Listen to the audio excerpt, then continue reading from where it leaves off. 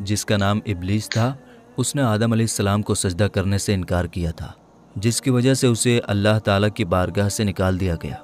इब्लीस ने क़यामत तक के इंसानों को गुमराह करके यानी भटकाने की कसम खाई। इस तरह इंसान और इब्लीस की ये दुश्मनी आज तक जारी है। दरअसल जिन्नातों की पैदाइश हज़रत आदम अलैहिस्सलाम से कई हज़ारों साल पहले ही की जा चुकी थी।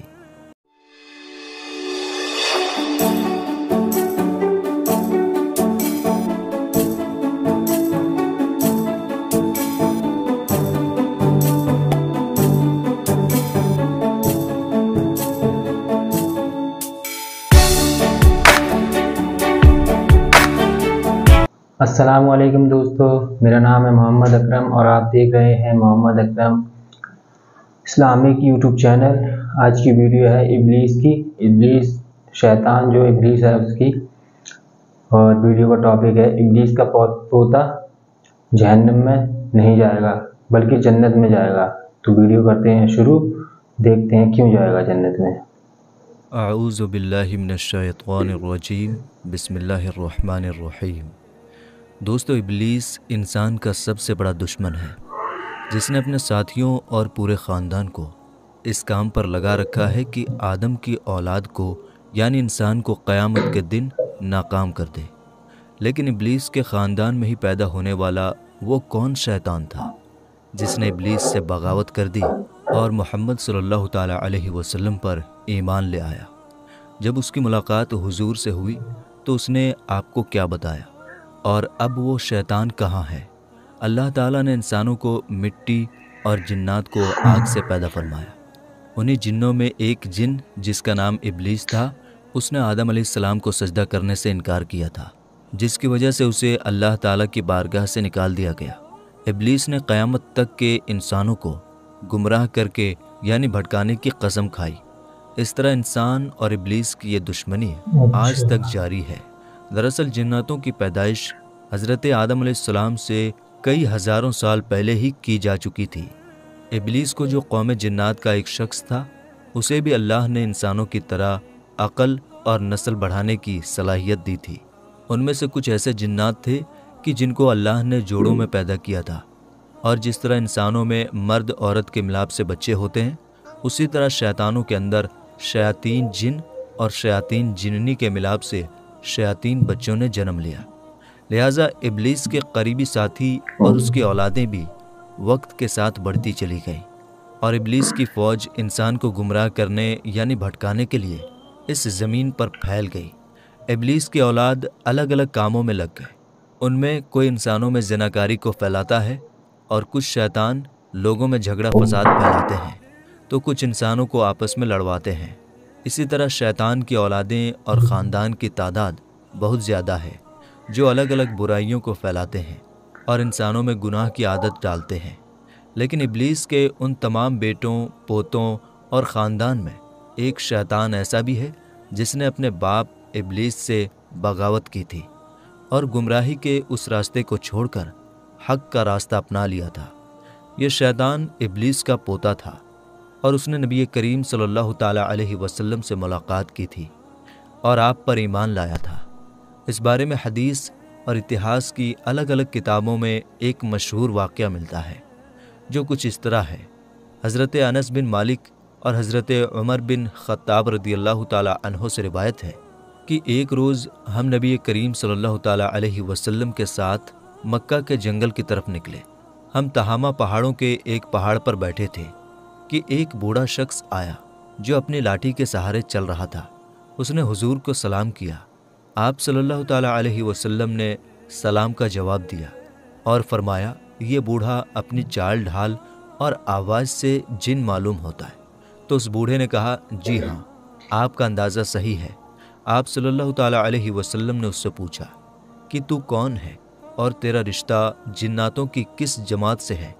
उसने कहा, मेरा नाम हामा है, मैं हीम का बेटा हूँ जो लाकीस का बेटा है, और लाकीस इब्लीस का बेटा है। इस पर नबी पाक सल्लल्लाहु ताला अलैहि वसल्लम ने फरमाया, मतलब तेरे और इब्लीस के बीच सिर्फ 2 पीढ़ी का फासला है। उसने कहा, हाँ, आपने सही कहा। फिर आप सल्लल्लाहु ताला अलैहि वसल्लम ने उससे पूछा کہ تیری عمر کتنی ہے؟ اس نے کہا یا رسول اللہ، جتنی عمر اس دنیا کی ہے اتنی ہی میری عمر ہے، یا شاید اس سے کچھ کم ہوگی۔ جن دنوں قابیل نے حابیل کو قتل کیا تھا اس وقت میں بچہ تھا اور میری عمر کچھ سال کی تھی، مگر بات سمجھتا تھا، پہاڑوں میں دوڑتا پھرتا تھا، لوگوں کا کھانا اور اناج چوری کر لیا کرتا تھا، اور لوگوں کے دلوں میں وسوسے بھی ڈال لیتا تھا کہ وہ اپنے دوستوں اور رشتہ داروں سے جھگڑا کریں۔ اس پر حضور نے فرمایا یہ تو بہت برا کام ہے۔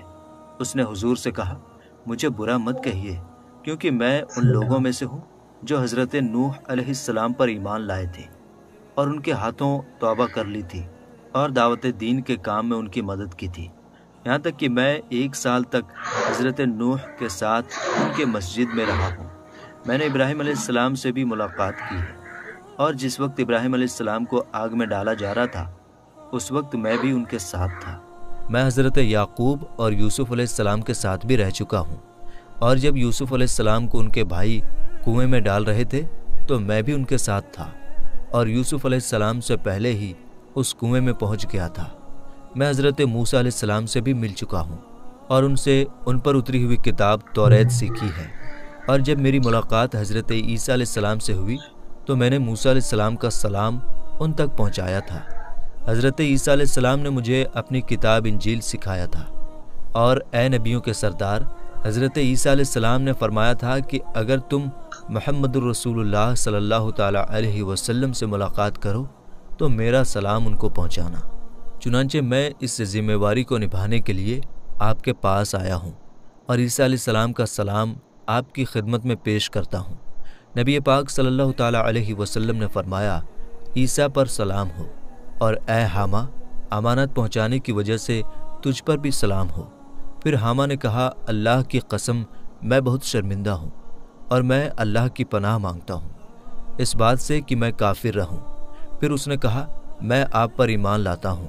اس کے بعد وہ جن اتنا رویا کہ صحابہ اکرام بھی رونے لگے۔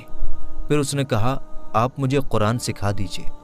چنانچہ نبی پاک صلی اللہ تعالیٰ علیہ وسلم نے اس جن کو قرآن سکھائی اور اس کو سورہ واقعہ، سورہ مرسلات، سورہ الشمس، موعظتین اور قل هو اللہ احد سکھائے۔ پھر آپ صلی اللہ تعالیٰ علیہ وسلم نے اس سے فرمایا اے حامہ، جب کبھی بھی تمہیں کوئی ضرورت ہو تو پھر میرے پاس آ جانا اور ہم سے ملاقات نہ چھوڑنا۔ صحابہ اکرام فرماتے ہیں کہ حامہ وہاں سے چلا گیا، اور اس واقعے کے بعد پھر کبھی حضور نے حامہ کے بارے میں کچھ نہیں فرمایا، اور کچھ سالوں بعد آپ صلی اللہ تعالیٰ علیہ وسلم کا بھی وصال ہو گیا۔ اللہ ہی بہتر جانتا ہے کہ اب حامہ زندہ بھی ہے یا مر گیا۔ ایک روایت میں حضرت عائشہ رضی اللہ تعالیٰ عنہا سے نقل کیا گیا ہے کہ رسول اللہ صلی اللہ تعالیٰ علیہ وسلم نے فرمایا حامہ جنت میں ہے، بلا شبہ اللہ جسے چاہتا ہے ہدایت دیتا ہے۔ ہدایت اور نور ہر اس مخلوق کے دل میں اتر سکتی ہے جو اپنے گناہوں سے توبہ کرے اور حق کو قبول کر لے، چاہے خدائی کے دعوے دار فرعون کے گھر میں رہنے والی بیوی آسیہ ہو یا کسی گنہگار کے گھر پیدا ہونے والا کوئی نیک انسان۔ ایک مرتبہ ابلیس حضرت موسیٰ علیہ السلام سے ملا اور کہنے لگا اے موسیٰ علیہ السلام، اللہ تعالیٰ نے تم کو اپنا نبی بنایا ہے اور تم سے اس نے باتیں کی ہے، میں بھی خدا کی مخلوق میں شامل ہوں اور مجھ سے گناہ ہو گیا، اب میں توبہ کرنا چاہتا ہوں، آپ میرے پروردگار کے پاس میری سفارش کریں۔ حضرت موسیٰ علیہ السلام نے پوچھا کیا کام ہے؟ شیطان نے کہا کہ ہم تو اب مردود اور لعنتی ہو چکے ہیں، اب تو ہماری نجات کا کوئی راستہ نظر نہیں آ رہا، آپ اللہ سے ہمارے لیے سفارش کر دیں کہ ہمارے لیے بھی توبہ کا کوئی راستہ مل جائے اور نجات کا کوئی راستہ نکل آئے۔ حضرت موسیٰ علیہ السلام نے فرمایا کہ بہت اچھا۔ جب حضرت موسیٰ علیہ السلام کوہ طور پر پہنچے، وہاں پر اللہ تعالیٰ سے باتیں ہوئی، لیکن اس بیچ شیطان کی بات پہنچانا بھول گئے۔ جب واپس چلنے لگے تو خود اللہ تعالیٰ نے یاد دلاتے ہوئے فرمایا تمہیں کسی نے کوئی پیغام دیا تھا؟ حضرت موسیٰ علیہ السلام نے کہا ہاں یا اللہ، میں بھول گیا، راستے میں مجھے ابلیس ملا تھا اور بڑی پریشانی کا اظہار کر رہا تھا اور یہ ریکویسٹ کر رہا تھا کہ ہمارے لیے بھی نجات کا کوئی راستہ نکل آئے۔ اے اللہ، تو رحیم و کریم ہے، ہر ایک کو معاف فرما دیتا ہے، وہ توبہ کر رہا ہے تو اس کو بھی معاف فرما دے۔ اللہ تعالیٰ نے فرمایا کہ ہم نے کب کہا کہ توبہ کا دروازہ بند ہے، ہم تو معاف کرنے کو تیار ہیں۔ اس کو کہہ دو کہ تیری توبہ قبول ہو جائے گی۔ اس کا طریقہ یہ ہے کہ اس وقت ہم نے تجھ سے کہا تھا کہ آدم کو سجدہ کر لے، اس وقت تو نے ہماری بات نہیں مانی۔ اب بھی معاملہ بہت آسان ہے کہ اس کے قبر پر جا کر سجدہ کر لے، ہم تمہیں معاف کر دیں گے۔ حضرت موسیٰ علیہ السلام نے فرمایا یہ معاملہ تو بہت آسان ہو گیا، چنانچہ یہ پیغام لے کر واپس تشریف لائے۔ راستے میں پھر شیطان سے ملاقات ہوئی، پوچھا کہ میری معافی کا کیا ہوا؟ حضرت موسیٰ علیہ السلام نے اس سے فرمایا کہ تیرے معاملے کا اللہ تعالیٰ نے بڑا آسان راستہ بتا دیا ہے۔ اس وقت تجھ سے یہ غلطی ہوئی تھی کہ تو نے آدم کو سجدہ نہیں کیا تھا۔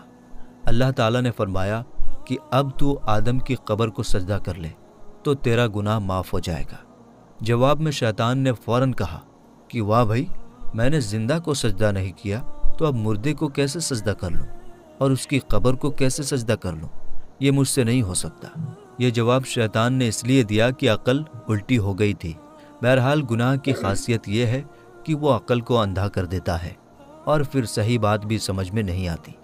پھر شیطان نے کہا کہ آپ نے جو اپنے پروردگار کے پاس میری سفارش کی ہے، اس لیے آپ کا مجھ پر ایک حق ہے، اور کہا مجھ کو 3 حالتوں میں یاد کیا کرو، ایسا نہ ہو کہ تم کو ان تینوں میں ہلاک کر دوں۔ ایک تو غصے کے وقت مجھ کو یاد کیا کرو، کیونکہ میرا وشواس تمہارے دل میں ہے اور میری آنکھیں تمہاری آنکھوں میں ہیں اور میں تمہاری رگوں میں خون کی طرح دوڑتا پھرتا ہوں۔ دوسرا، جہاد کی حالت میں مجھے یاد کیا کرو، کیونکہ میں اس وقت جاتا ہوں جب وہ کفار سے مقابلہ کرتا ہے اور اس کے بال بچے بیوی یاد دلاتا ہوں، یہاں تک کہ وہ جہاد سے بھاگتا ہے۔ تیسرا، غیر محرم عورت کے ساتھ اکیلے میں نہ بیٹھنا، کیونکہ جب کوئی شخص غیر محرم کے ساتھ اکیلے میں ہوتا ہے تو اس کے ساتھ میں وہاں خود ہوتا ہوں، میرے ساتھی نہیں ہوتا، اس کو برائی میں ڈال دیتا ہوں۔ اللہ تعالیٰ سے دعا ہے کہ اللہ تعالیٰ ہمیں شیطان کے فتنے سے محفوظ فرمائے، آمین یا رب العالمین۔ تو میرے دوستو، ہم یہ امید کرتے ہیں کہ ہماری آج کی یہ ویڈیو آپ کو سمجھ میں آ گئی ہوگی۔ ویڈیو سمجھ میں آنے کی صورت میں کمنٹ باکس میں اپنی رائے ضرور لکھیے گا، اور ویڈیو پسند آنے کی صورت میں لائک اور شیئر کیجیے گا۔ ملیں گے انشاءاللہ تعالیٰ اگلی ویڈیو میں۔ السلام علیکم، اللہ حافظ۔ تو جیسا کہ آپ لوگوں نے دیکھا اور سنا، ابلیس کا پوتا حامہ جنت میں کیوں گیا؟ کیونکہ وہ ہمارے نبی محمد مصطفیٰ صلی اللہ تعالیٰ علیہ وسلم پر ایمان لے آیا تھا۔ اگر ویڈیو اچھی لگے تو ویڈیو کے لائک کر دو، شیئر کر دو، کمنٹ کر دو اور میرا چینل سبسکرائب کر دو۔ شکریہ، اللہ حافظ۔